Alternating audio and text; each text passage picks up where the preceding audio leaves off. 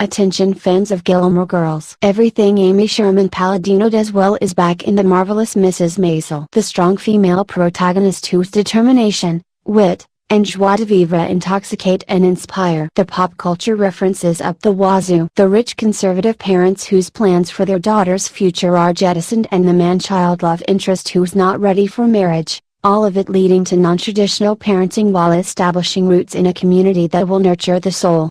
Sound familiar? Well, it is, and it isn't. This time the stakes are higher. Palladino is more self-reflexive and closer to her character. Miriam Maisel is a budding comedian and comedy writer. Palladino, whose father is an old Borscht Circuit comedian, knows the world of stand-up well. Also, like Miriam, and unlike Lorelai, Palladino was raised Jewish, and there's added depth in the fact that the story begins at a time, a year earlier than Mad Men did, when not only women but Jews were discriminated against in the workplace.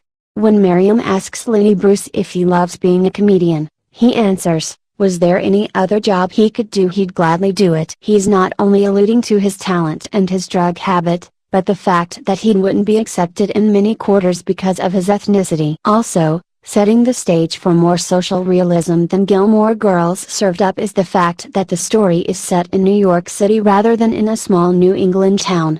Contributing further to the darker undertones is Alex Borstein's Susie. She functions in a similar role for Miriam to Jennifer McCarthy's Sookie for Lorelai, but is more like Luke in personality and temperament. Where Sookie is an ebullient innocent, Susie is a world-weary cynic. Where Sookie is warm and outgoing, Susie is sardonic and resigned to living her life alone. From behind the bar of a Greenwich Village comedy club, she views an endless stream of hopeful losers with the same grumpy impatience Luke did the misfits of Stars Hollow. The difference is, she's not as happy with her lot and fears winding up one of them.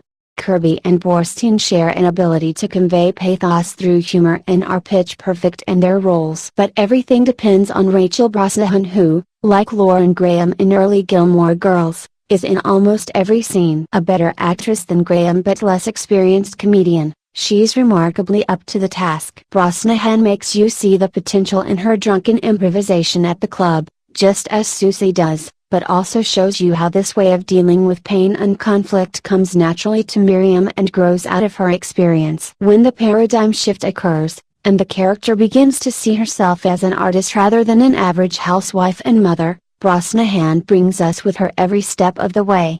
But Miriam isn't just creating a career for herself. She's blazing a trail for women and flying in the face of social conventions much tougher than the ones Lorelai Gilmore had to face. Another subject Palladino knows more than a little about. Small wonder she can write about the struggle and make us believe and enjoy its triumphs as few others can. The promise of this period series is consolation for the cancellation of Good Girls Revolt after only one season. Please Gilmore Girls fans at Amazon, don't let this one get away.